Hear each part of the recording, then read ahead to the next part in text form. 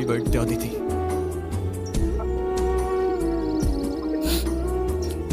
এটা তাহলে তোমারই দেওয়া ছিল? হ্যাঁ, তোমাকে আরেকটা বার বলতে চাই, I love you Vivek. I love you 3000 and more. Vivek, আমি আমার দেওয়া কথা রেখেছি, এবার তুমি আমাকে একটা কথা দিবা?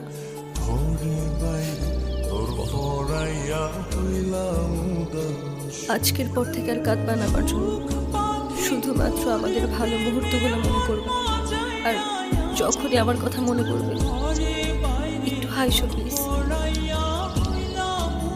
আচ্ছা, প্রমিস? প্রমিস।